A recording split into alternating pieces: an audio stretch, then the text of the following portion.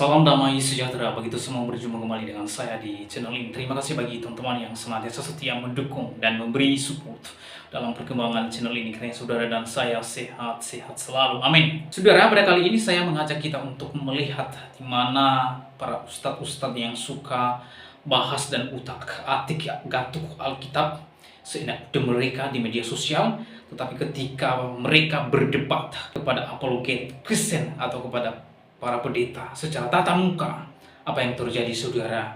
Para ustadz-ustadz ini yang suka tadi mengutak-atik gatuk seenak-enaknya Alkitab di media sosial, yang terjadi adalah jadi ayam sayur saudara. Memalukan. Mungkin waktunya Tuhan mempermalukan mereka ketika berdebat secara nyata. Mengapa? Karena apologet Kristen dan pendeta Kristen memberikan jawaban secara tuntas dan dapat dipertanggungjawabkan. Sementara mereka memalukan saudara. Oleh karenanya, yuk saksikan video ini sampai selesai supaya saudara dan saya tidak gagal paham. Sekali lagi saksikan sampai selesai karena ini sangat berharga bagi saudara-saudara yang beragama Kristen. Inilah dia videonya yang berikut ini. Pertanyaan saya simpel. Kitab Injil yang disebut Al-Quran apa? Dari tadi belum terjawab, itu aja. Oke, saya jawab. Ya. Kitab Injil ya, yang dimaksud dengan Al-Quran itu kitab Injil yang asli diturunkan oleh Sayyidina Isa. Cukup. Yang asli yang kayak apa bentuknya? Yang asli itu sudah hilang, nggak jelas. Ini kan, iya poinnya kan kalau ini palsu, yang asli mana kan gitu. Enggak. Bapak tidak menangkap maksud saya. Maksud saya adalah, apakah kitab Injil yang disebut Al-Quran pernah ada? Pernah. Saya jawab. Buktinya apa? Loh, itu sudah berlalu. Buktinya apa? Buktinya. Buktinya Belum menyatakan kok. Itu bukan bukti, Pak. Itu presaposisi Anda. Tuh. Pagi semuanya. Nah, ada beberapa hal sebelum saya sampaikan materi yang perlu saya sebutkan di sini. Yang pertama adalah sifat perdebatan. Saya sudah menerima undangan untuk berdebat atau berdialog beberapa kali, tapi kali ini yang saya setujui karena judulnya itu awalnya perdebatan akademis dan penuh keterbukaan, begitu, toleransi. Nah, dengan alasan itu saya terima. Jadi saya mau menegaskan begini, ini sifatnya akademis. Setiap statement harus ada data. Kalau statement tidak ada data, berarti itu tidak akademis, maksud saya begitu. Kedua, ini akademis berarti bukan masalah personal, bukan masalah emosi. Tidak ada personal interest yang masuk di sini. Ini murni kita ingin mencari sesuatu yang benar. Debat ini juga sifatnya terbuka. Karena sifatnya terbuka, menurut saya analisa kritis terhadap lawan tidak boleh dianggap sebagai sebuah serangan, tapi dianggap sebagai sebuah ajakan untuk mengkaji dengan serius, untuk mencari kebenaran yang sesungguhnya. Jadi tidak ada istilahnya melecehkan agama tertentu. Titik temu, apakah ada titik temu antara Alkitab dan Al-Quran? Jawabannya begini, tidak ada.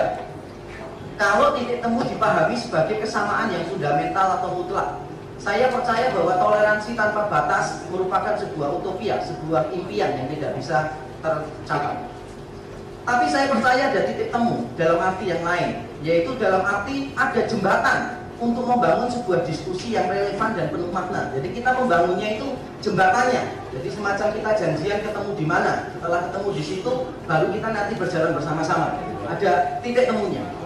Ada beberapa kemungkinan titik temu yang sebetulnya menarik yang bisa dibahas. Misalnya keselamatan melalui iman kepada Yesus Kristus atau melalui amal. Kalau orang Kristen percaya bahwa perbuatan baik tidak akan bisa membawa orang masuk surga, karena semua orang berdosa dan tidak mungkin perbuatan baiknya melampaui ke perbuatannya yang jahat. Jadi hanya iman kepada Yesus Kristus yang bisa membawa kita ke surga. Tapi Islam percaya keselamatan melalui amal perbuatan baik. Itu menarik, kapan-kapan bisa dibahas.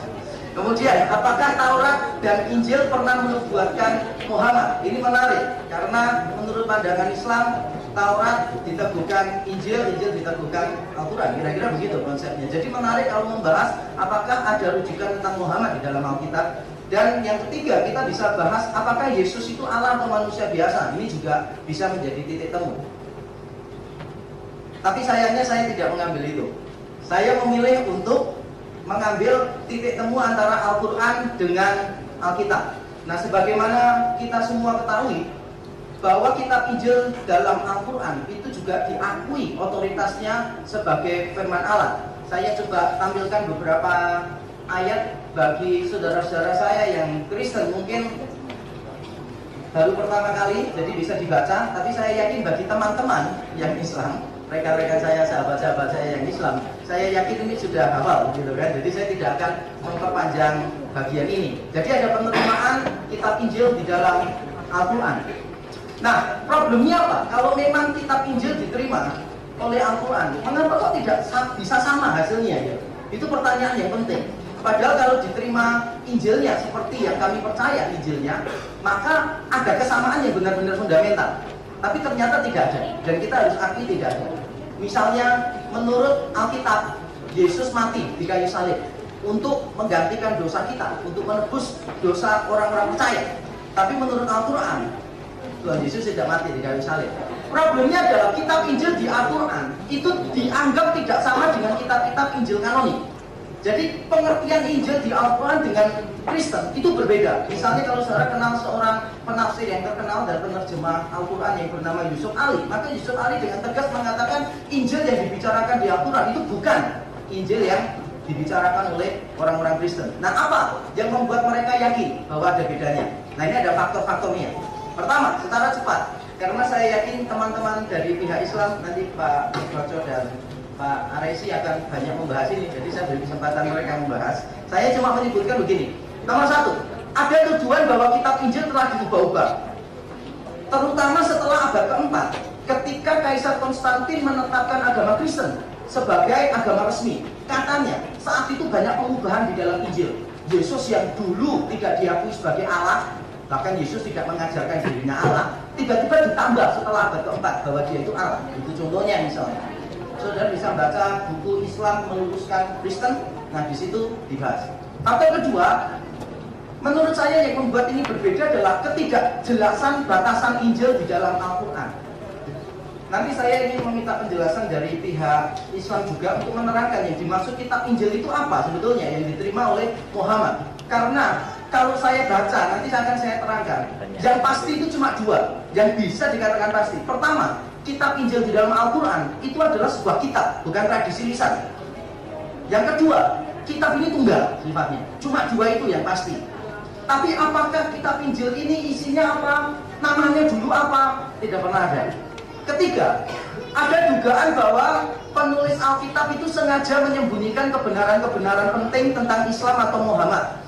Misalnya, Muhammad itu nabi seperti Musa yang akan dipilih Tuhan di dalam Ulangan 18, dan itu katanya sengaja ditutup-tutupi dengan terjemahan, dengan tafsiran dan sebagainya.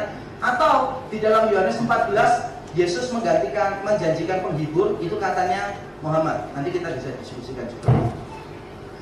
Nah, respon saya bagaimana? Kalau saya meresponi satu demi satu, maka ini akan menjadi seminar tunggal saya. Karena terlalu banyak. Meskipun saya yakin wajah saya tidak terlalu membosankan untuk dilihat, tapi ini terlalu panjang menurut saya. Jadi saya akan meresponinya begini. Pertama-tama kita harus dirikan dulu metodologi. Metodologinya untuk mengetahui kitab Injil menurut Al-Quran itu kayak apa gitu loh. Apa sih yang dimaksud kitab Injil yang diakui sebagai firman Allah? Kalau saya mencoba mengamati, nanti perbaiki kalau saya salah. Pihak Islam itu sering mengakui kitab Injil, tapi kemudian batasannya Injil apa? Apapun tentang Yesus yang tidak bertentangan dengan Al-Quran, itu berarti Injil yang benar. Kalau ada yang bertentangan dengan Al-Quran, itu dianggap mengubah-ubah. Itu asumsi menurut saya. Nanti saya akan jelaskan. Ini asumsi dari pihak Islam bahwa apapun cerita yang sama dengan kitab-kitab Injil di Alkitab, yang beda dikit atau yang berbeda dengan Al-Quran, itu dianggap diubah. Nah, kalau metodologi yang objektif menurut saya usulkan begini. Mari kita lihat kutipan kitab Injil di dalam Al-Quran untuk mengetahui kira-kira kitab Injil seperti apa yang dimaksud oleh Muhammad di sini. Maka kita akan menemukan beberapa fenomena. Kadangkala kitab Injil itu mengutip satu kisah yang sama dengan kisah di dalam Alkitab, kitab-kitab Injilnya orang Kristen, sama. Fenomena lain adalah bertentangan. Yesus mati menurut kitab Injil yang Alkitab, tapi menurut kitab Injil Al-Quran itu tidak mati, bertentangan.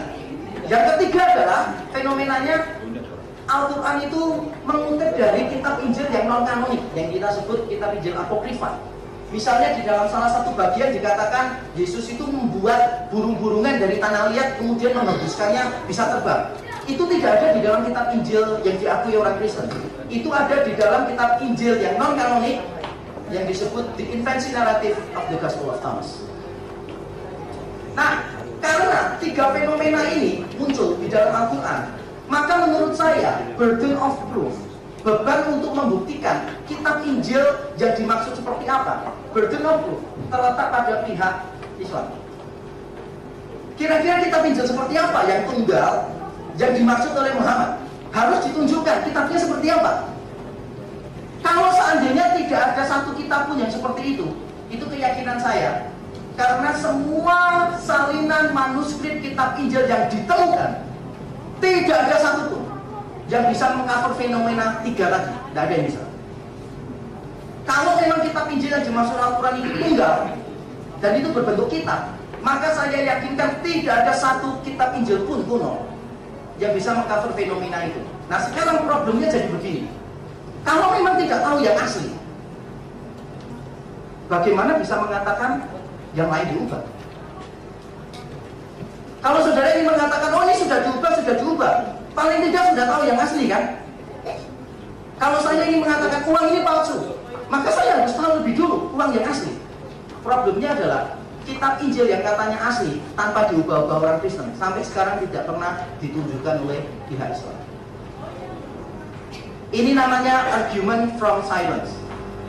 Contoh, di dalam makalah Pak Aresi mengatakan Matius 28 ayat 16 sampai 20 itu tidak asli. Yang mengajarkan tentang Tritunggal, baptislah dalam nama Bapa, Putra, Roh Kudus, itu katanya tidak asli. Pertanyaan saya simpel dan saya harap nanti Pak Aresi bisa memberikan jawaban ke saya. Kitab Injil apa yang tidak punya bagian itu? Karena saya di sini punya semua salinan kitab Injil di dalam Matius 28 ayat 16 sampai 20 dan salinan saya ini tua. Jadi dari abad ketiga, abad keempat ada. Kalau sampai dikatakan ini tambahan, berarti saya yakin Pak Aresi sudah menemukan salinan kitab Injil Matius yang tanpa ayat itu. Kalau ternyata tidak bisa ditunjukkan, saya anggap ini argument from silence. Contoh lagi Yohanes 1 ayat 1 sampai 18, itu ada dua ayat yang menunjukkan Yesus sebagai Allah. Pak Aresi mengatakan bagian ini tidak asli. Saya juga bertanya yang sama. Salinan kuno mana Injil Yohanes yang tidak punya bagian ini?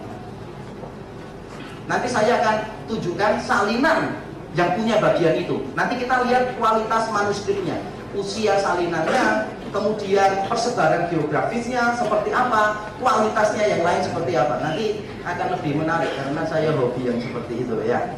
Berikutnya adalah begini respon saya. Kita perlu tahu usia salinan kitab Injil yang dipercayai oleh orang-orang Kristen. Usia salinan kitab-kitab Injil itu dari abad yang kedua sudah ada salinan kitab Injil. Sampai abad yang kelima atau keenam sebelum Muhammad itu sudah ada. Bahkan yang lengkap itu sudah ada. Yang fragmen malah awal abad kedua sudah ada. John Ryland Pepala itu ditulis salinannya, ditulis tahun 125. Tapi itu fragmen. Kalau mau tahu yang penuh itu sebelum Islam muncul. Maafkan kalau saya memakai pengertian Islam muncul, karena menurut orang Islam usianya sudah lama kan begitu ya. Tapi keyakinan saya baru muncul berikutnya. Nah, sebelum Muhammad lahir atau sebelum Islam muncul, itu sudah banyak salinan Alkitab di kitab Injil. Nah, pertanyaannya begini. Seandainya orang Islam percaya bahwa kitab Injil itu telah diubah, pertanyaan saya, kapan itu diubah? Saya menunggu jawaban. Pertanyaan saya berikutnya adalah, apakah pengubahan ini dilakukan sebelum atau sesudah Muhammad? Ini lebih gampang. Kalau tadi kan kapan mungkin agak sulit. Ini lebih gampang. Sebelum atau sesudah? Kalau diubahnya sesudah Muhammad, pasti tidak mungkin. Karena kitab-kitab Injil seperti yang kami percayai, itu sejak abad kedua sudah ada. Sebelum Muhammad. Jadi kalau diubah setelah Muhammad, tidak mungkin. Kalau diubah sebelum Muhammad, pertanyaannya, buktinya apa? Mengapa tetap diajarkan untuk dibaca oleh orang-orang Islam? Al-Quran kan mengatakan terimalah kitab Injil. Nah, kalau memang sudah terjadi pengubahan yang begitu rupa, semua yang beredar adalah kitab Injil ubahan, mengapa perlu diajarin untuk menerima kitab Injil seperti itu? Seandainya orang-orang Islam merasa bahwa mereka mengetahui kitab Injil yang benar, yang tanpa diubah-ubah, pertanyaan saya, mengapa tidak berusaha memelihara itu? Padahal mereka yakin kitab Injil yang beredar pada zaman Muhammad itu sudah banyak diubah kan? Kalau banyak diubah, mereka pasti tahu yang asli.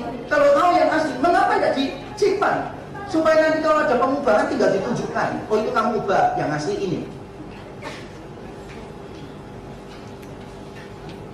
Dari mana orang-orang Islam bisa mendapatkan kitab yang benar? Sedangkan tidak ada salinan Injil apapun yang bisa menjelaskan kitab Injil di dalam Al-Quran. Tidak ada. Respon saya yang berikutnya begini. Kalau dikatakan kitab Injil itu diubah, maka menurut saya ini menimbulkan inkonsistensi, ketidakkonsistenan dalam teologi Islam sendiri. Mengapa saya katakan demikian? Karena menurut Al-Quran, kalimat Allah itu tidak bisa diubah. Sekarang kalau kitab Injil diakui di tempat lain di dalam Al-Quran sebagai firman Allah, dan pada saat yang sama dikatakan telah diubah, pertanyaan saya, pasti itu kontradiksi. Kalau percaya kitab Injil firman Allah, dan kalau percaya firman Allah tidak dapat diubah, maka seharusnya tuduhan bahwa kitab Injil diubah tidak boleh ada dalam teologi Islam. Beda dengan teologi Kristen. Kalau Kristen mengatakan begini, firman Allah bisa ditambah, bisa dikurangi, bisa, tapi orangnya dihukum. Ngerti maksudnya? Bisa. Yesus pernah mengatakan, kamu ngurangi dikit, nambahin dikit, nanti dihukum. Jadi kalau ada sampai ada perubahan salinan dan sebagainya di dalam kitab Injil, teologi Kristen bisa menjelaskan dengan enak, tapi teologi Islam tidak bisa. Saya merespon yang berikutnya, contoh kealahan Yesus. Saya masih punya sekitar 8 menit ya Pak ya. Dengan saya bertanya ini berarti sisanya masih 10 menit Pak. Respon saya tentang pengakuan terhadap kealahan Yesus yang katanya itu baru ditambah-tambah, diubah setelah abad keempat. Menurut saya ini meminjam dari teolog liberal. Jadi orang-orang Kristen itu jangan semua dibilang bagus. Jadi orang sing rosokan gitu. Jadi beli barang yang bagus ya, jangan yang rosokan. Soalnya ada yang rosokan teolog-teolog liberal itu. Nah, begini. Jawaban saya begini. Kalau memang kealahan Yesus baru ditambahkan abad keempat, pasti keliru. Pasti keliru kenapa? Pertama, surat-surat kiriman yang ditulis sebelum kitab-kitab Injil. Jadi Matius, Markus, Lukas, Yohanes itu ditulisnya kan setelah, mayoritas setelah surat kiriman. Nah ternyata surat kiriman juga sudah menegaskan kalau Yesus itu Allah. 2. Apostolic Fathers, yaitu tulisan-tulisan Kristen awal abad pertama, tahun 75 sampai tahun 125 Masehi, yang ditulis oleh para penerus para rasul, ternyata juga mengakui Yesus sebagai Allah. Jadi saya bingung kalau diomong baru ditambahkan abad keempat. Ketiga, salinan kuno kitab Injil kita, orang Kristen, yang menegaskan Yesus sebagai Allah. Misalnya Yesus mengampuni dosa di Markus pasal 2, di Yohanes 1 ayat 18, dia adalah Allah yang tunggal dan seterusnya. Nah semua itu sudah ada di salinan-salinan kuno sebelum abad keempat. Jadi kalau dikatakan itu ditambahkan abad keempat, pasti keliru. Terakhir, sumber non-Alkitab. Ada orang-orang kafir yang non-Kristen, misalnya Pliny the Younger, di dalam tulisannya Epistles 10.9697, dia mengatakan bahwa orang-orang Kristen kalau beribadah itu memuji-muji Yesus seperti memuji-muji Allah.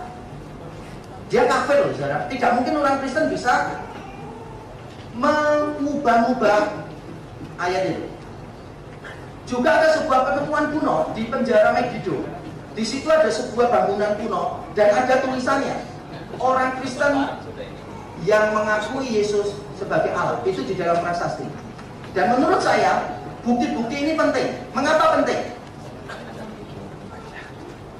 Orang Kristen punya bukti. Pentingnya ya karena punya bukti. Sedangkan orang Islam yang mengatakan kitab Injil diubah-ubah tidak ada bukti. Punya bukti dan tidak punya bukti, menurut saya bedanya jauh. Kedua, buktinya Kristen kuno. Dari abad pertama, abad kedua, abad ketiga. Ketiga, buktinya banyak, bukan cuma satu. Keempat, buktinya beragam. Dari tulisan Kristen maupun non-Kristen, dari tulisan Alkitab maupun di luar Alkitab, dari kitab sampai prasasti. Kalau semuanya kitab, mungkin kita bisa jelaskan orang-orang pinter kumpul semua komplotan gitu kan, konspirasi. Loh, tapi kalau prasasti dan sebagainya, itu bukan orang pinter yang menulis soalnya. Nah, signifikansi doktrin ini penting. Kalau Yesus memang Allah sejak awal, dia menyatakan diri sebagai Allah, dan kita tidak menerima, maka ini pasti membawa konsekuensi kekal yang serius. Sama seriusnya, kalau saya percaya Yesus sebagai Allah, ternyata dia bukan Allah, maka saya menyembah berhala. Tapi demikian pula, kalau Yesus ternyata Allah dan orang lain tidak percaya Yesus sebagai Allah, maka orang itu telah menghujat Allah dan orang itu akan menerima hukuman kekal di neraka. Sama seriusnya. Jadi problem kita adalah, ayo ditunjukkan Yesus Allah atau bukan. Tapi bukan topik kita sekarang. Sekarang sisa 5 menit saya akan pakai untuk menguji Al-Quran dan Alkitab. Karena setiap detailnya banyak, saya tidak akan membahas semuanya. Saya akan memakai 3 ujian yang nanti menurut saya objektif. Tapi sebelumnya izinkan saya mengatakan ini. Ada kontradiksi dalam Al-Quran dan Alkitab. Saya pikir dua pihak sepakat itu. Ada kontradiksi. Kalau memang ada kontradiksi, berarti tidak mungkin dua-duanya benar. Kemungkinannya salah satu salah, atau dua-duanya salah, atau salah satu benar. Misalnya, kitab Injil mengajarkan di dalam Al-Quran, Al-Quran mengajarkan Yesus tidak mati. Kitab Injil Kristen mengajarkan Yesus mati. Ini kontradiksi, tidak mungkin bisa disatukan. Jawaban dari orang Islam adalah Alkitab telah diubah-ubah. Ketika bertentangan kontradiksi dengan Al-Quran, solusi yang ditawarkan pihak Islam, ya Injilnya diubah. Tapi kita sudah lihat, tujuan ini tanpa daftar. Kalau solusi orang Kristen begini, coba diuji secara objektif. Dan kami yakin, Alkitab secara umum lebih bisa dipercaya. Ujiannya apa? Ujiannya bukan masalah yakin dan tidak yakin, ini ujiannya. Pertama adalah ujian bibliografis, bibliographical test. Kalau jarak peristiwa dengan penulisan dekat, jarak penulisan dengan penyalinan dekat, maka lebih bisa dipercaya. Jumlah salinan, kalau jumlah salinan banyak, maka lebih bisa dipercaya. Karena untuk menemukan yang asli lebih gampang. Kita tahu bersama, tidak ada kitab kuno yang ada naskah aslinya atau autografanya, tidak ada. Semuanya punya salinan. Nah, salinan yang banyak lebih memudahkan untuk mencapai yang asli daripada cuma ada 1 atau 2 salinan. Yang kedua adalah ujian bukti internal. Apakah penulisnya menunjukkan ciri-ciri sebagai orang yang serius terhadap fakta? Ujian ketiga, ujian bukti eksternal. Apakah ada sumber-sumber di luar kitab yang sedang kita bicarakan yang mendukung keabsahan kitab yang sedang kita diskusikan? Misalnya kalau kita mendiskusikan Alkitab, apakah ada sumber-sumber di luar Alkitab yang tidak Kristen yang mendukung Alkitab? Itu penting, ujian eksternal. Dan mari kita lihat hasilnya. 3 menit. Kalau saya tampilkan semua, maafkan saya tidak menampilkan Al-Quran, tapi saya menampilkan ini sebagai ajakan bagi teman-teman yang dari Islam untuk merenungkan dan menerapkan teori ini yang objektif ke Al-Quran. Saya hanya membahas tentang Alkitab, waktu saya tidak cukup. Menurut bukti bibliografis, maka jarak antara peristiwa penulisan dan penyalinan di dalam Alkitab itu sangat dekat sekali. Nah, saya membaca makalahnya Pak Aresi. Pak Aresi mengatakan bahwa Al-Quran lebih dekat karena pada waktu diterima, diucapkan, langsung ditulis. Lebih dekat. Nah, jawaban saya begini. Saya membicarakan tentang penulisan yang sudah utuh, lengkap, bukan penulisan yang sebagian. Karena nanti saya bisa diskusi penulisan Al-Quran pada zaman Muhammad itu sifatnya belum lengkap, belum utuh.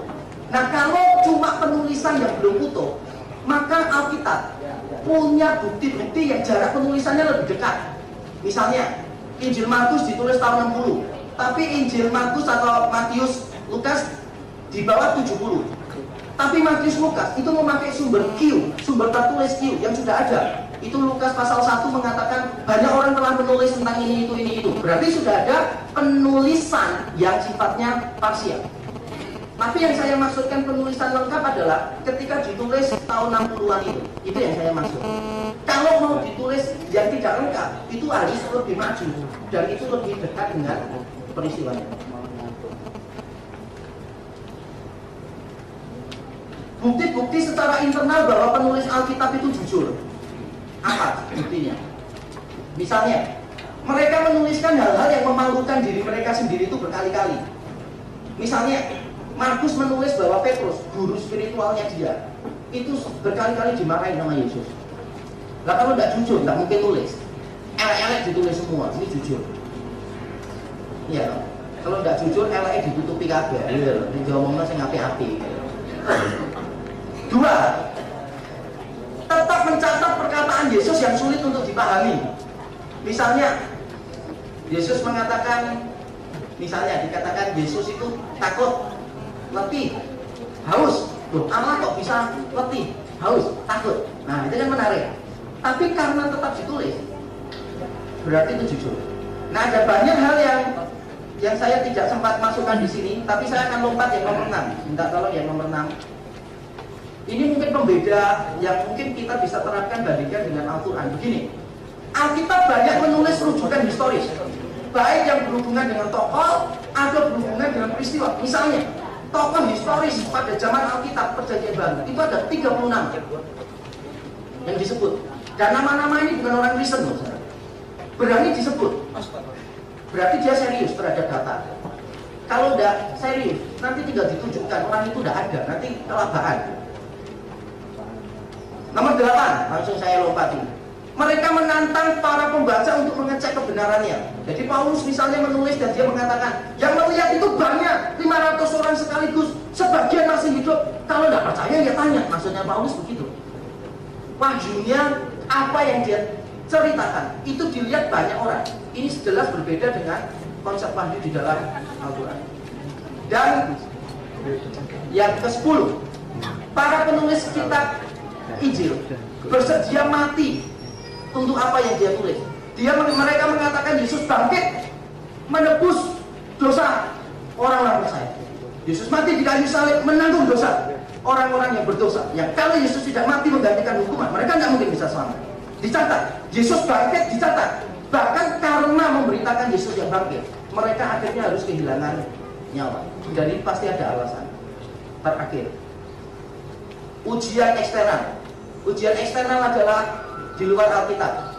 Arkeologi meneguhkan Alkitab. Saya tidak bisa detail di sini. Nanti kalau minta contoh-contoh, nanti saya akan berikan. Yang kedua, Yesus menurut kitab-kitab sejarah kafir kuno. Dan ini menarik. Misalnya kalau orang Islam mempercayai Yesus tidak mati di kayu salib, nanti saudara saya ini yang akan membahas. Maka saya akan menunjukkan banyak penulis kafir kuno yang mengatakan Yesus mati. Maka tugas pihak Islam untuk menjelaskan bagaimana orang-orang kafir kuno aja mengakui kok. Orang Yahudi yang menjadi musuh orang Kristen mengakui Yesus mati. Mengapa kok tiba-tiba tidak diakui? Alasannya apa? Sekian pemaparan dari saya. Tuhan memberkati.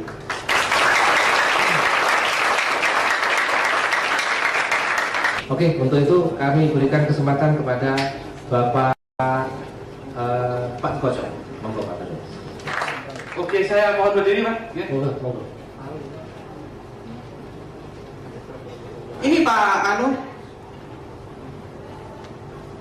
Yakob, kami telah beriman kepada kitab-kitab itu Taurat dan Injil yang diturunkan kepada kami dan yang diturunkan kepadamu ahli kitab. Jadi kami mengimani itu. Jadi saya pernah dengar sebuah radio di radio ada pendeta marah, mungkin belum tahu ya, kalau tahu mungkin tidak akan marah. Kenapa orang-orang Islam itu ngurusi kitabnya orang Kristen gitu? Ya kami karena beriman, gitu loh.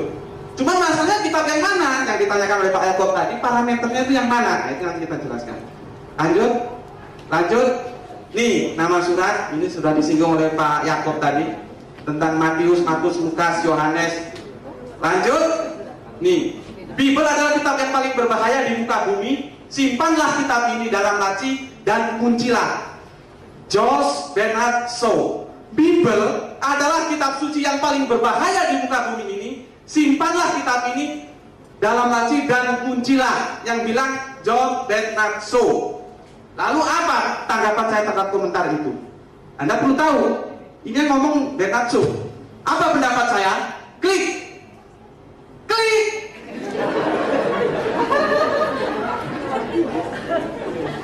Sayang merah tulisannya. Ini adalah karakter yang jauh dari sikap ilmiah dan jangan ditiru. Tepuk tangan untuk Anda yang Nasrani dan Kristen. Tepuk tangan. Saya tidak setuju. Paham ya? Diulangi, balik lagi. Balik, terus.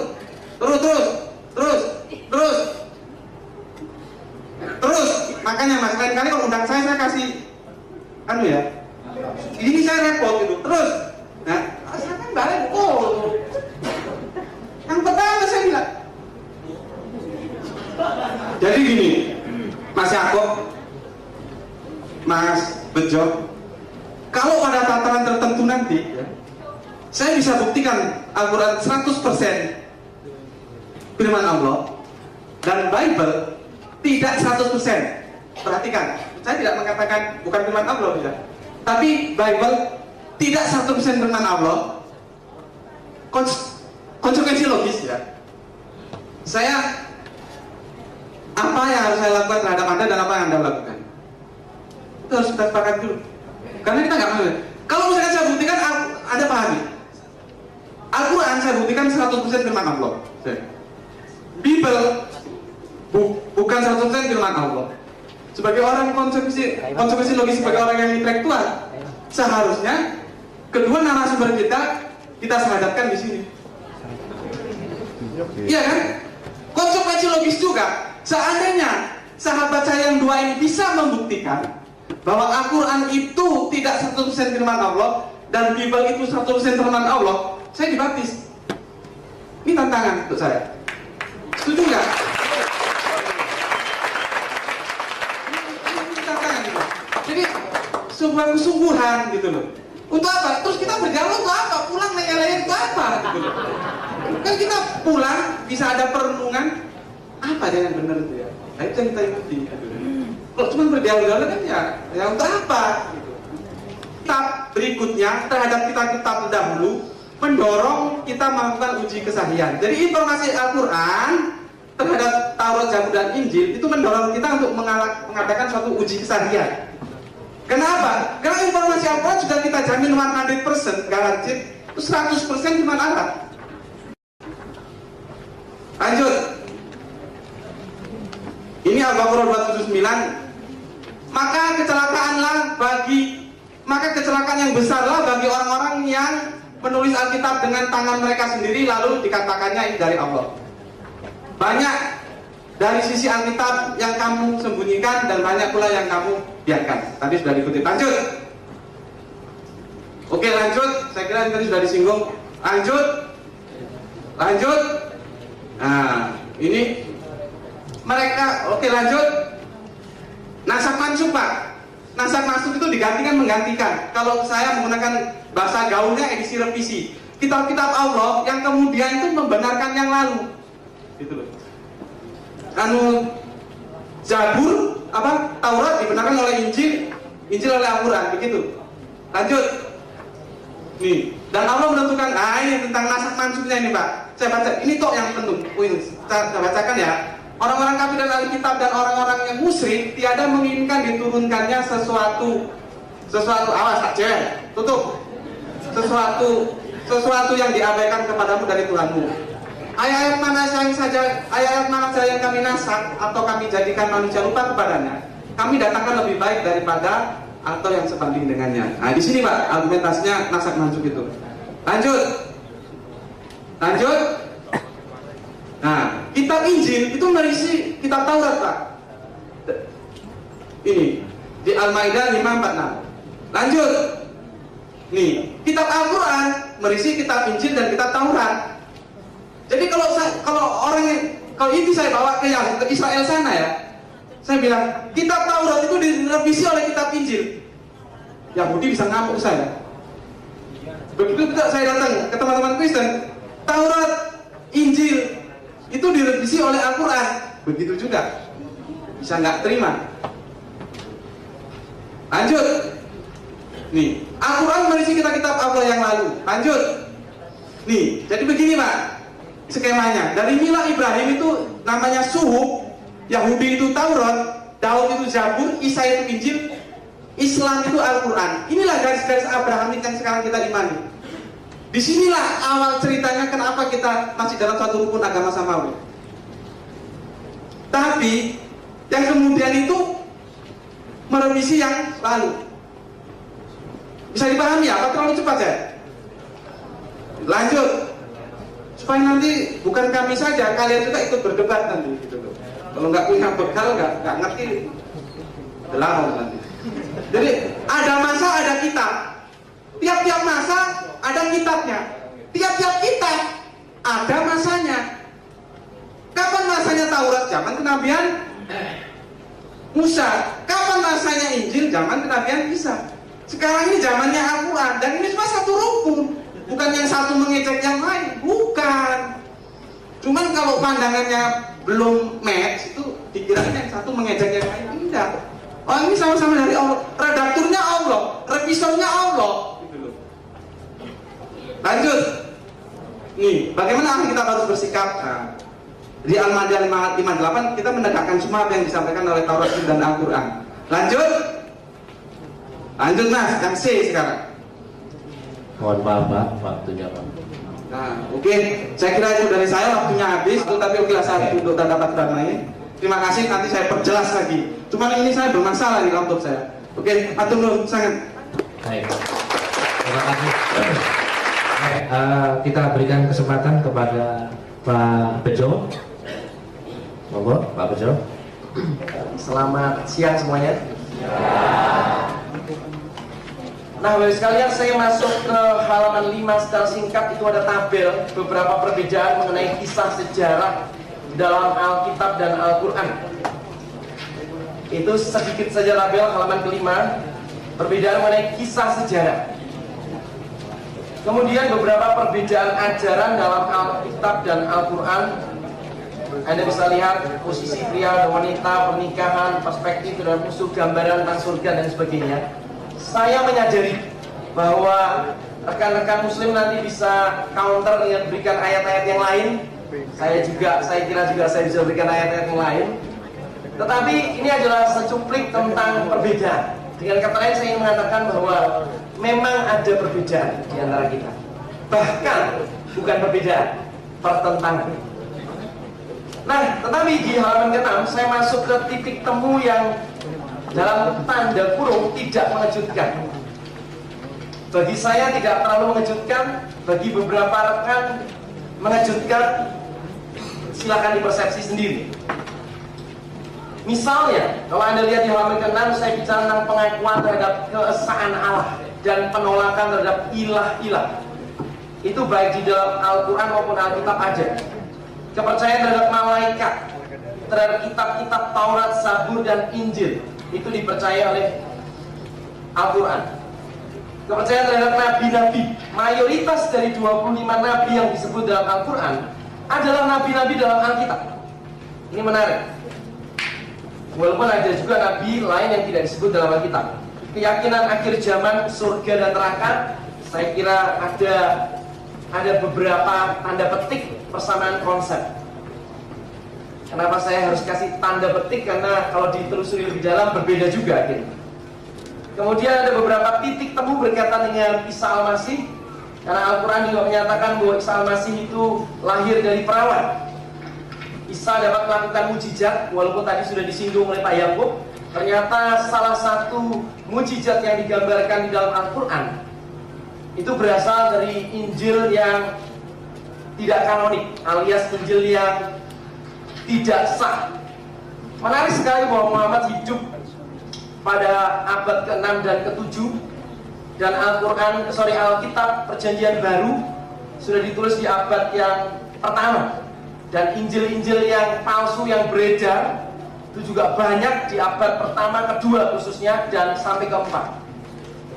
Kami terus terang harus menduga bahwa Al-Quran mendapatkan informasi yang salah dari Injil-Injil palsu itu, sehingga ada kemiripan mujizat dalam kisah tadi dikatakan oleh Pak Yakub, Injil Thomas, lengkapnya Pak Yakub lebih tahu, dan kemudian dengan Al-Quran tentang meniup tanah liat yang dibuat seperti burung dan kemudian bisa terbang itu. Menarik sekali bahwa ada beberapa persamaan. Kemudian kebenaran ajaran Isa. Saya sekarang ingin masuk ke dalam satu isu yang bagi saya adalah isu yang paling sentral, yaitu perbedaan yang mengejutkan, penyaliban Yesus atau Isa Al-Masih. Nah, Bapak yang dikasih oleh Tuhan, ini logikanya sangat jelas sekali. Alkitab dengan sangat gamblang menjelaskan tentang penyaliban Yesus Kristus, kematian Yesus di atas kayu salib, dan kebangkitan. Tetapi Al-Quran dengan sangat tidak jelas menurut saya menunjukkan bahwa ada keraguan-keraguan di antara orang Yahudi tentang siapa yang disalib. Tapi sangat jelas bahwa menurut Al-Quran Yesus pokoknya tidak mati disalib. Itu yang jelas. Yang tidak jelas menurut Al-Quran adalah kalau begitu siapa yang mati disalib atau bagaimana ya? Ada banyak teori. Nah, mari kita memulai dengan halaman ke-6 itu. Saya menulis di penolakan Islam paling bawah atas fakta kematian Yesus di kayu salib. Hampir seluruh muslim di seluruh dunia tidak percaya bahwa Yesus Kristus atau Isa Masih. Saya yakinkan bahwa kita sedang membicarakan figur yang sama. Jadi kalau Al-Quran berbicara tentang Isa Al-Masih, Alkitab bicara tentang Yesus Kristus, itu sedang mengacu atau merujuk pada figur orang yang sama, walaupun ada konsep yang berbeda. Ya, saya kira itu sudah diakui pasti oleh pihak muslim juga. Nah, yang menarik adalah bahwa di dalam Al-Quran surat 4, 157, 158, saya kira pihak muslim pasti sangat familiar.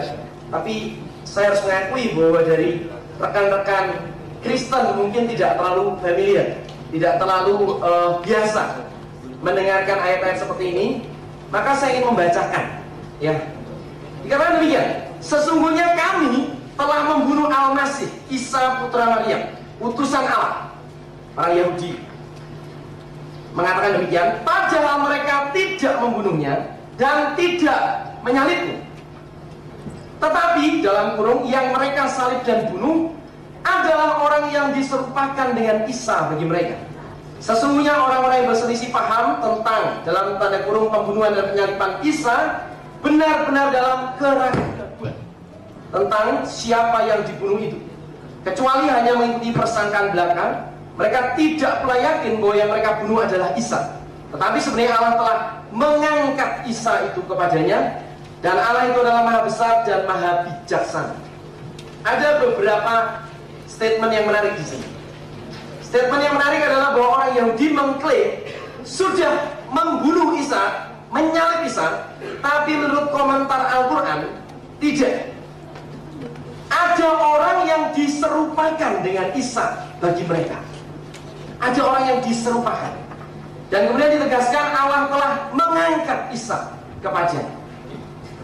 Jadi menurut teori ini, perkecualian terlalu sedikit. Misalnya teolog muslim Mahmud Ayub, itu adalah teolog muslim yang percaya Yesus mati disalib. Tapi perkecualian terlalu sedikit. Hampir seluruh muslim di seluruh dunia percaya Yesus Isa masih tidak mati di atas kayu salib. Nah, kalau memang tidak mati, bagaimana? Siapakah orang yang diserupakan dengan Isa? Maka salah satu teori yang berkembang itu, kalau Anda baca tulisan saya di halaman yang ke-7, itu semua kutipan-kutipan dari buku apa sudah saya tulis di situ, sehingga tidak perlu saya sebut. Maka salah satu teori yang populer adalah bahwa yang disalibkan itu adalah Yudas Iskariot. Jadi tampaknya Yudas Iskariot inilah yang kemudian dirubah menjadi serupa dengan Isa. Sebenarnya kurang jelas bagi saya apa yang dirubah. Wajahnya sehingga orang Yahudi salah tangkap, dipikir ini adalah Isa. Kira-kira begitulah penafsirannya. Sehingga kemudian Isa ini menyelinap tersembunyi, Yudaslah yang kemudian ditangkap dan disalibkan. Ini teori Muslim yang populer sekali saya kira ini ya. Kemudian ada teori lain, Simon dari Kirene, pengganti Isa. Ya, ini menarik sekali kemudian karena dipercaya Isa kemudian diangkat Tuhan ke langit. Kemudian selain pandangan itu ada lagi pandangan-pandangan lain tentang siapa yang menggantikan Yesus atau Isa. Macam-macam. Kemudian teori yang kedua, jadi teori yang pertama tadi adalah Isa Al-Masih tidak mati disalib dan penggantinya adalah Yudas atau Simon dari Kirene atau siapapun. Teori kedua adalah ini tren juga, orang Islam sering bangga dengan Ahmed Didat. Tidak semua orang Islam tentunya. Bukunya The Choice yang cukup tebal itu laris manis gitu ya. Dijadikan combat kitnya menarik katanya, pakar kristologi. Saya baca itu sungguh menarik sekali. Dan dia mendefinisikan bahwa sebenarnya Yesus itu atau Isa itu betul-betul sudah naik ke atas salib, tapi tidak mati di atas kayu salib. Tidak mati, hanya pingsan saja ya. Tidak mati di atas kayu salib. Dan oleh karena itu sebenarnya ini menarik karena sebenarnya ini agak sedikit bertentangan menurut saya dengan ayatnya tadi, surat 4 157 158 yang mengatakan bahwa ada orang yang diserupakan. Tapi Ahmed Didat mengatakan bahwa yang diserupakan ya Yesus itu diserupakan seolah-olah mati. Ya. Nah ini adalah teori yang menarik. Kemudian saudara, teori ini biasanya digabung-gabung dengan teori bahwa Yesus kemudian akhirnya pingsan, kemudian selamat masuk ke dalam gua, ada oksigen di situ karena gua, ya loh, dan kemudian hidup. Kemudian keluar dari gua itu menemui murid-muridnya selama 40 hari. Jadi penampakannya itu penampakan karena selamat. Lalu kemudian berpisah dengan murid-muridnya. Hasbullah Bakri misalnya mengutip pandangan ulama-ulama Ahmadiyah yang menyatakan bahwa Isa berdiam di Kashmir, meninggal di sana pada umur yang tua sebagai orang yang terkenal saleh. Ya. Jadi ini dua teori tentang penyaliban Yesus. Sementara Alkitab menegaskan betul-betul Yesus mati, Al-Quran mengatakan ada orang yang diserupakan dan kemudian Yesus diangkat. Dan ini pun masih pecah lagi menjadi teori lagi. Ada orang yang diserupakan, misalnya Yudas atau Simon dari Kirene, atau teori Ahmed Didat dan kawan-kawannya, Yesus pingsan saja dan kemudian selamat. Saya kepengen tahu nanti bapak-bapak pegang teori yang mana. Saya kepengen mendengarkan itu. Dan nanti kita akan berdiskusi tentang itu. Kemudian sekarang giliran saya untuk memberikan kritik terhadap dua teori ini. Kenapa saya harus katakan saya ingin memberikan kritik? Karena ini betul-betul sebuah isu yang sentral. Ini hukum non-kontradiksi terlibat. Jelas sekali, kalau Al-Quran benar, Alkitab salah. Dan betul sekali Pak, kalau Alkitab salah saya harus pindah agama. Kalian? Iya, pasti. Tetapi sebaliknya, kalau Alkitab benar di dalam isu ini, maka pasti Al-Quran salah. Dan kalau Al-Quran salah di dalam fakta ini, fakta sentral ini salah, maka kalau ini salah, maka saya nggak bisa percaya juga seluruh isinya yang lainnya. Jadi ini penting sekali. Oleh karena itu izinkan saya sekarang berargumentasi dari sudut pandang Kristen bagaimana menunjukkan fakta kematian Yesus. Yang pertama, saudara, saya cukup heran kenapa Al-Quran bilang bahwa orang Yahudi itu berada dalam keraguan-raguan siapa yang mereka bunuh. Saya baca di seluruh Alkitab tidak ada satupun yang ragu bahwa yang mati adalah Yesus. Tidak ada yang ragu sama sekali. Dan kematian Yesus itu dicatat oleh semua kitab Injil dan sangat gamblang sekali, narasinya sangat jelas sekali. Yesus dengan suara nyaring berkata, "Ya Bapa, ke dalam tanganmu kuserahkan nyawaku." Dan setelah berkata demikian, dia menyerahkan nyawanya, dan seterusnya. Jadi sangat gamblang sekali cerita tentang kematian Yesus ini. Dan berikutnya argumentasi dari Alkitab ini saya lanjutkan. Bukan cuma kitab-kitab itu semuanya berbicara tentang kematian Yesus.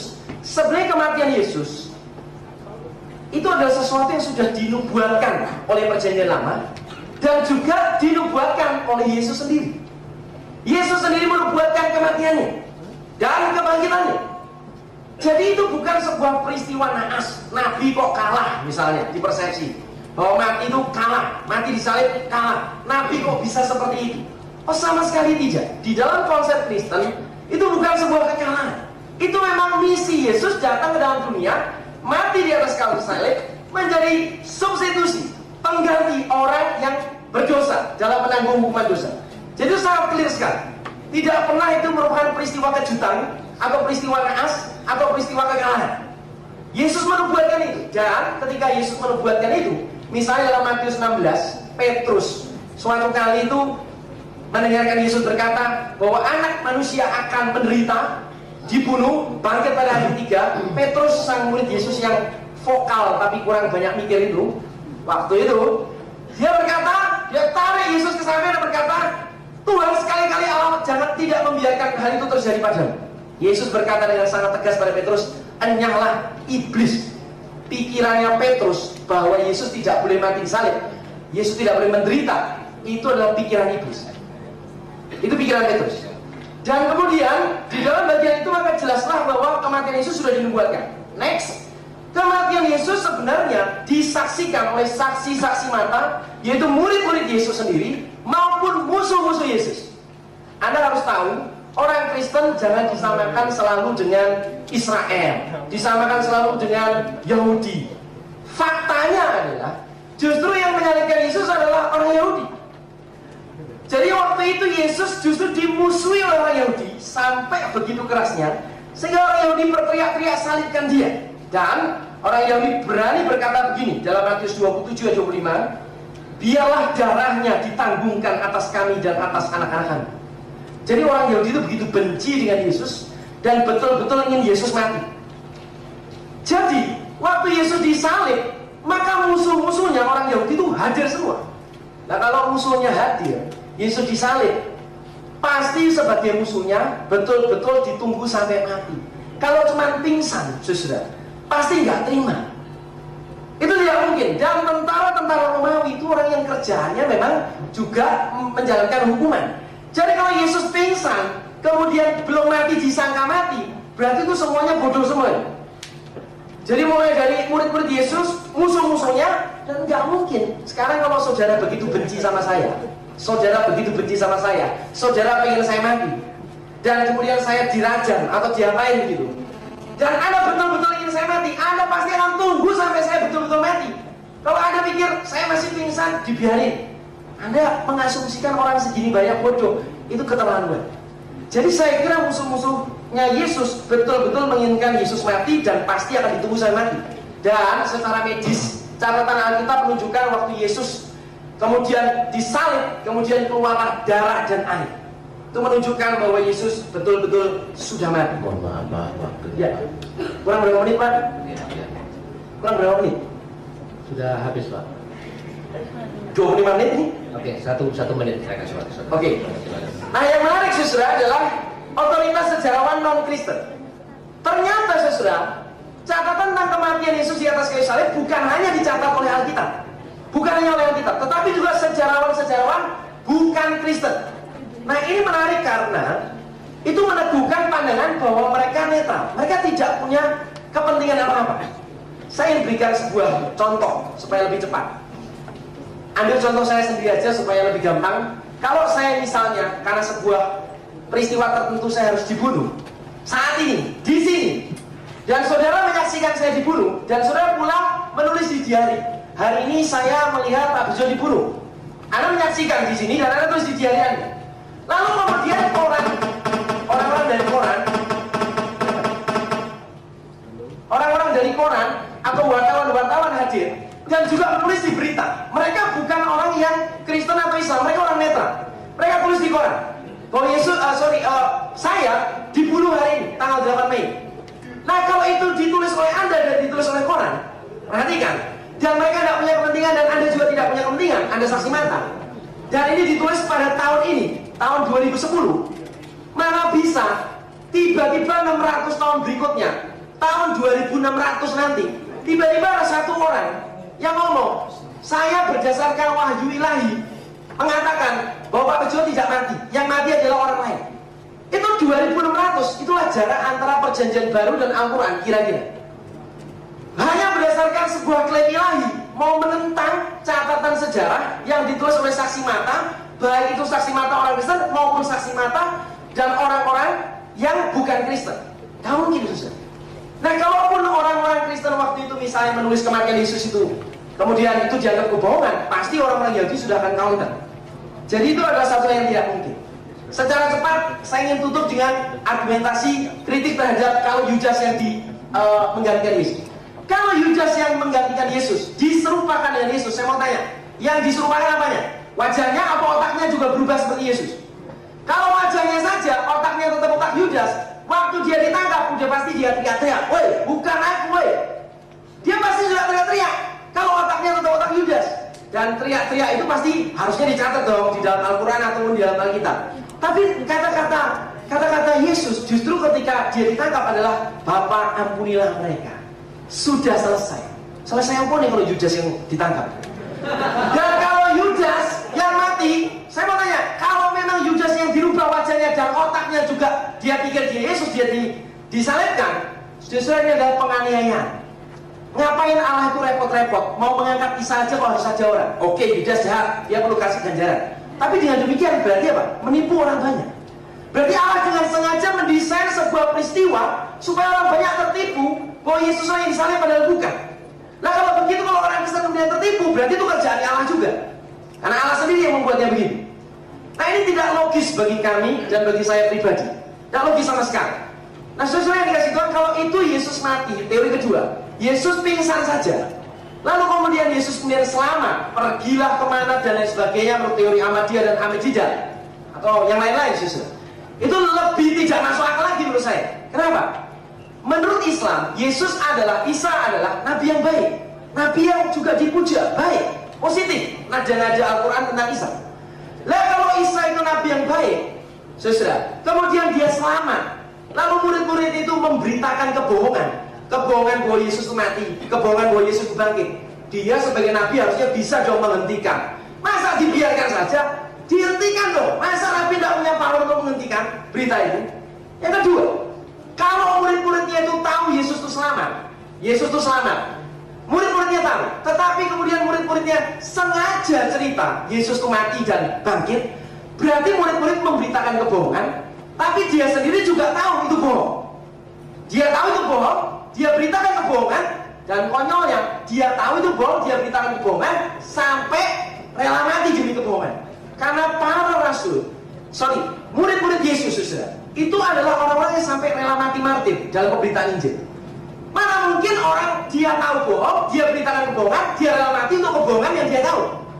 Apalagi kalau menurut teorinya Da Vinci dan lain-lain, Yesus kawin dan lain sebagainya. Lah kok enak Yesusnya kawin enak-enak kemudian muridnya martir? Tidak masuk akal sama sekali, tidak lalar sama sekali, tidak logis. Jadi oleh karena itu saya mengatakan bahwa sebenarnya saya juga fakta kematian Yesus ini bukan itu inti yang mau ditolak oleh Islam. Yang mau ditolak oleh Al-Quran sebenarnya adalah makna dari kematian Yesus di atas kayu salib. Dan karena waktu saya sudah habis, nanti kita akan diskusikan itu lebih panjang. Thank you. Oke, langsung kita berikan kesempatan kepada Pak Yakub. Pertanyaan saya simpel. Kitab Injil yang disebut Al-Quran apa? Dari tadi belum terjawab, itu aja. Oke, saya jawab. Ya. Kitab Injil. Enggak, kitab Injil. Saya bertanya, Pak, saya jawab. Ya, oke. Ini, kitab Injil ya, yang dimaksud dengan Al-Quran itu kitab Injil yang asli diturunkan oleh Sayyidina Isa. Cukup. Yang asli yang kayak apa bentuknya? Yang asli itu sudah hilang, nggak jelas. Sebentar, Pak, sebentar. Mas, bukakan problematika ayat. Jadi gini, Anda kan logika yang Anda bangun. Kalau saya bisa menunjukkan yang palsu, saya harus menunjukkan yang asli, kan begitu? Iya kan? Logikanya kan begitu. Ya, benar. Nah, bagi saya untuk menunjukkan yang asli, yang palsu, itu kita ngawat tuh bisa menyelesaikan. Ini ayat atau bukan sih? Kalau disampaikan oleh Pak Aresi tadi tentang kejadian bumi, itu jelas bukan ayat. Nanti kami akan tanggapi itu, Pak. Lah iya, makanya saya juga tanggapi. Kan maunya dia. Maaf, astagfirullah. Saya harus menghormati Anda. Saya salah kalau tidak menghormati Anda. Astagfirullah. Menurut Pak Yakob, logika berpikir ya. Sebetulnya kalau saya lihat yang tinggi filsafatnya ini Pak Bejo, justru Pak yang bermain filsafat, nggak masalah saya layani. Ini kan, iya poinnya kan kalau ini palsu, yang asli mana kan gitu. Enggak, Bapak tidak menangkap maksud saya. Maksud saya adalah, apakah kitab Injil yang disebut Al-Quran pernah ada? Pernah. Saya jawab. Buktinya apa? Loh, itu sudah berlalu. Buktinya apa? Buktinya. Buktinya apa? Menyatakan kok. Itu bukan bukti, Pak. Itu presaposisi Anda. Tuh, itu keyakinan, bukan bukti. Begini Pak. Halo. Begini. Mohon maaf Pak, saya tadi ingin menyampaikan ada beberapa aturan yang harus kita taati. Jadi sekali lagi peserta, tolong ini kita diskusi alam ilmiah, terus kemudian tidak ada sentimen dan lain sebagainya. Biarkan mereka berdiskusi dan kita sebagai penonton atau pendengar kita simak saja tanpa memberikan reaksi apapun, baik tepuk tangan, suara dan lain sebagainya. Bisa sepakat ya? Jadi itu untuk menunjukkan kalau kita menghargai pendapat dari narasumber kita. Bisa disepakati? Oke? Baik, sekali lagi saya tekankan kepada peserta, mohon menjaga ketertiban dan kesantunan sehingga nilai yang kita junjung tinggi tadi soal penghargaan kepada perbedaan tetap kita junjung tinggi dengan mendengarkan tanpa memberikan reaksi apapun ya, baik tepuk tangan, suara dan lain sebagainya. Itu satu. Ya, baik. Jadi begini Pak, biar tidak saling saut menyaut sehingga timbul debat. Bagaimana kalau pertanyaan ya, kemudian dikemas sedemikian rupa, kemudian dijawab dengan dengan ringkas dan mohon maaf kalau bisa karena ini debat ilmiah, mohon ya kita junjung nilai-nilai debat yang ilmiah sehingga tetap kita menghargai perbedaan itu. Saya kira begitu Pak. Bisa ya? Oke, jadi penonton mohon maaf karena selalu diskusi. Jadi mohon maaf peserta, kita bisa sepakati itu satu nilai ya. Jadi sekali lagi kita tidak sedang menghujat atau menistakan agama apapun, tidak. Kita mencari kebenaran ilmiah dan kita harus gunakan nalar kita yang rasional ya. Saya kira itu. Baik, monggo dilanjutkan. Jadi silakan disampaikan, ditanya, dijawab. Kalau memang itu perbedaan ya sudah kita selesai Pak. Jadi tidak usah mungkin itu perbedaan kita. Kalau sudah perbedaan terus kita tidak mungkin kompromi Pak. Karena ini soal keyakinan. Saya kira seperti itu. Jadi ada hal-hal yang bisa kita bertemu bersama, ada hal mungkin yang tidak bisa bersama-sama dan sudah selesai. Nanti kita kalau bahasanya Pak RSI tadi disampaikan lakum dinukum waliyadin. Kira-kira begitu. Ya, jadi kita tidak usah mendetail kemudian berdebat seperti debatnya di TV One. Saya kira tidak. Ini yang didebatkan ini adalah hal-hal keyakinan, hal-hal yang sudah kita yakini bertahun-tahun, yang ada hal yang rasional dan ada hal yang tidak rasional. Saya kira itu. Jadi perdebatan ini tidak seperti di debatnya wakil rakyat TV One, tidak. Baik, bisa sepakati ya? Baik, kalau memang kita tidak ada titik temu, berarti kita anggap selesai. Bisa dianggap begitu? Karena mungkin kita ya berpisah di sini, tapi kita tetap bersatu di bawah Garuda Pancasila dan merah putih. Kalau memang itu saya kira poin itu sudah tidak ketemu, katakanlah begitu. Ya, nanti daripada kita debat kusir, mending kita cari titik temu yang lainnya, hal-hal yang lebih bisa menyejukkan suasana kita. Karena ini seharusnya kita keluar dari sini ada hal-hal yang menyejukkan. Kira-kira begitu Pak? Tidak begitu. Begini loh Pak. Ya. Saya menanggapi dengan pola pikir yang coba Pak Yakub bangun. Oke. Masalah debat itu biasa, jangan terlalu seperti menakutkan, biasa itu. Pak Yakub bertanya kepada saya, ya. Katanya orang-orang Islam bahwa Injil itu palsu, ya kan? Buktinya mana kan begitu Pak Yakub? Analisa yang Pak Yakub bangun sejauh yang saya interpretasikan, kalau saya tolong dijelaskan. Kalau saya bisa menunjukkan ini palsu, harus secara benda saya bisa menunjukkan yang asli mana, kan begitu? Iya kan? Nah, saya menjawab begini, Pak. Pertama harus didengar. Ketika Rasulullah itu ditanya kepada sahabat, ya Rasulullah, bagaimana kami mensikapi Al-Quran? Alkitab. Jawab Rasulullah apa?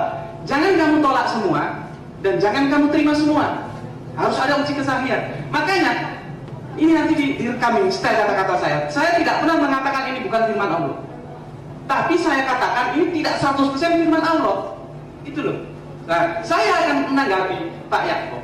Untuk mengatakan bukti asli tidak, saya tidak harus menunjukkan yang asli. Kan kita punya rasio. Jadi parameternya Al-Quran dan rasio.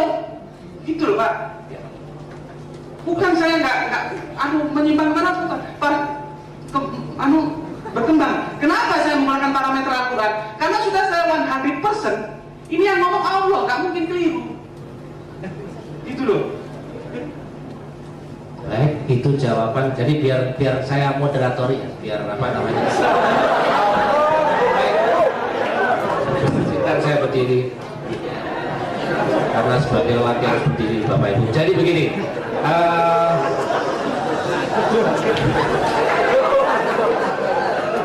Ya, baik. Argumen dari Pak Sukojo tadi berdasarkan rasio, karena rasio sudah bisa mengukur ini firman atau tidak. Sementara Pak Kojo inginnya harus ada bukti konkret faktanya. Kira-kira begitu, Pak ya. Nah, Pak Yaakob, mohon maaf. Baik, kalau begitu apa jawaban dari Pak Yaakob atau komentar? Sorry Pak, ini metodenya jadi berubah sesuai usulan. Ya. Itu gimana? Saya Ya tadi karena apa namanya? mengusulkan 15 menit kita, 15 menit situ, terus begitu. Oke, silakan. Jadi, silakan ya. Tapi Langsung begini silakan. usulan saya. Tapi begini, di dalam 15 menit bagian misalnya pihak Islam ataupun Kristen, di dalam 15 menit yang diberikan itu, kalau kami ingin bertanya, tidak apa-apa, tidak apa-apa. Cuma tanya yang pendek saja tidak apa-apa. Oh, untuk klarifikasi saja. Okay. Setelah itu kita lanjutkan bagian kita ya. sampai 15 menit. Jadi biar fair gitu loh. Jadi supaya terus berlanjut gitu ya. Oke, langsung dijawab atau menanggapi? Saya beri dua jawaban. Jawaban pertama nanti setelah seminar, yaitu pertanyaan saya begini: dari mana logika bisa membuktikan sesuatu benar tanpa fakta? Nanti setelah seminar bicara filsafat dengan saya, Pak. Itu jawaban saya. Nanti, karena saya tidak mau ini alurnya tidak karu-karuan. Maka saya menangkap saja, saya menerima saja. Kalau kitab Injil pernah ada buktinya Pak, hilang, tidak ada bukti, sudah saya terima. Penonton yang menimbang sendiri ya, jawaban seperti ini akademis atau tidak. Pertanyaan saya kedua, kapan diubah?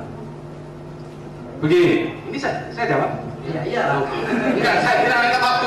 Saya Tidak apa-apa. Kalau kita minta tidak apa-apa. Kalau kita terus. Jawabannya simpel dengan data gitu. Yang tadi perlu saya komentari nggak masalah bukti tadi? Ya, kapan diubahnya dulu? Buktinya nggak usah. Loh, tadi sudah Bapak tidak ada bukti kan? Loh, saya kan sudah bilang ada Al-Quran, ada logika akal gitu loh. Bapak juga keliru, Pak. Saya bukan hanya logika akal, tapi ada nas Al-Quran menyatakan bahwa itu sudah diubah. Gini Pak Koco, kalau Pak Koco mengatakan Al-Quran ngomong gini, maka pasti benar. Nggak perlu debat Pak. Loh, begini Pak. Kalau makanya kan saya bilang, kalau misalkan Anda tidak meyakini firman Tuhan, firman Allah, ngomong yang mana biar saya jelaskan. Problemnya di Bapak. Saya tidak mengakui Al-Quran sebagai firman Allah. Bapak mengakui kitab Injil. Halo. Iya. Ya. Ada interupsi Bapak, biar kita tidak tegang. Monggo Pak Mahfud. Jadi bukan tidak ada fakta. Ada interupsi, jadi perlu ada masukan dari. Terima kasih. Saya Muslim, saya prihatin dengan apa yang terjadi. Sejak awal itu sudah ditegaskan bahwa kita harus saling menghormati. Ya, saya melihat, ya mungkin karena imannya Pak Sukoco begitu yakin dengan Al-Quran sehingga ada kesan memaksakan. Dan itu yang harus dihindari di sini. Kalau di sini sudah percaya Al-Quran, nggak perlu dialog ini. Jadi kita harus saling menghormati. Sampaikan aja buktinya secara ilmiah. Nanti kita yang menilai. Apakah kita terima apa enggak itu di rumah kita masing-masing. Nggak ada paksaan. La ikraha fiddin. Nggak ada paksaan di dalam agama. Nah teman-teman, itu aja video yang baru saja kita saksikan bersama, di mana para ustaz-ustaz yang suka membahas Alkitab di media sosial, bahkan kerja mereka suka buat sensasi-sensasi seolah-olah mereka sedang mempertanggungjawabkan iman dan kitab suci mereka. Tetapi anehnya mereka membahas Alkitab demi membentengi umat mereka. Wah, seharusnya kalau membentengi umat, memberikan makanan berdasarkan kitab suci yang diyakini, tetapi mereka membentengi umat mereka dengan memakai kitab suci agama lain. Wah, ini kocak teman-teman ya, kocak. Nah, para ustadz-ustadz ini ketika mereka berdebat secara nyata, secara tatap muka kepada apologet Kristen dan juga kepada para pendeta, wah mereka kewalahan saudara, mereka kewalahan ya. Tetapi kalau mereka bicara di media sosial, wah mereka bicara sendiri, menafsirkan sendiri dan menyimpulkan sendiri serta merasa benar sendiri, sehingga pada kesimpulan mereka lah yang paling benar. Ketika diperhadapkan dengan secara nyata, berdebat secara tatap muka, apa yang terjadi? Jadi ayam sayur saudara. Jadi ayam sayur. Nah, ya waktunya Tuhan mempermalukan orang-orang yang suka mengutak-atik Alkitab ya. Dan ustadz-ustadz ini tadi ada videonya saya upload yang dimana dia bahas Alkitab secara personal tanpa ada lawan diskusi terkait dengan kekristenan. Ini sangat berbahaya sekali kalau kita monolog lalu kita bahas kitab suci agama lain lalu tidak ada yang berdiskusi dengan kita, sama sekali tidak punya hak untuk kita membahas Alkitab agama tertentu. Mengapa?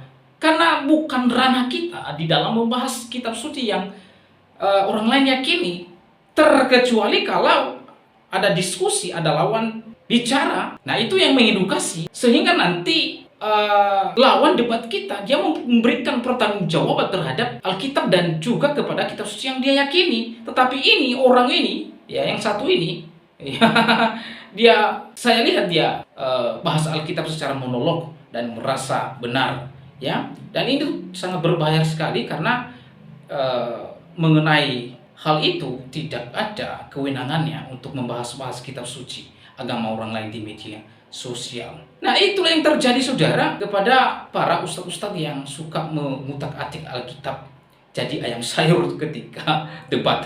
Nah teman-teman, saat atau sepanjang debat saya melihat ustadz-ustadz ini mereka kewalahan saudara dan tidak tahu apa-apa ya. Mereka bicara besar namun pengetahuan tentang Alkitab sangat-sangat menyedihkan, bagaikan bumi dan langit tidak sinkron saudara dengan lawan debatnya ya.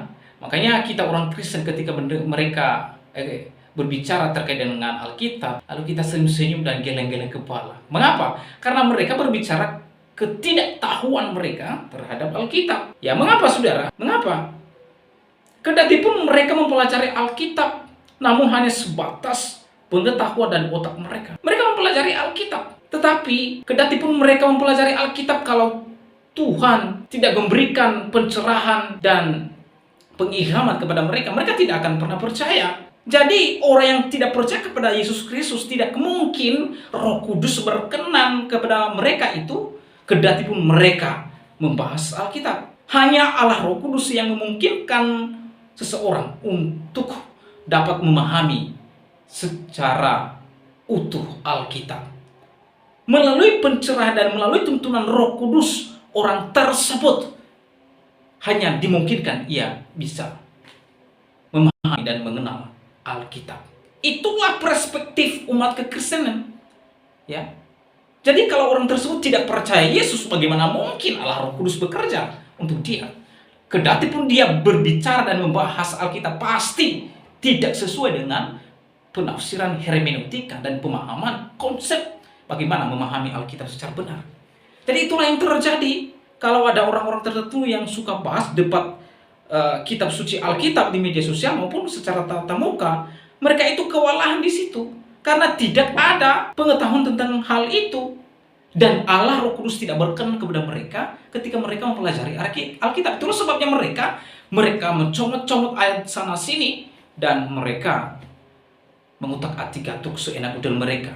Mereka menafsirkan, lalu menyimpulkan, dan setelah itu merasa benar.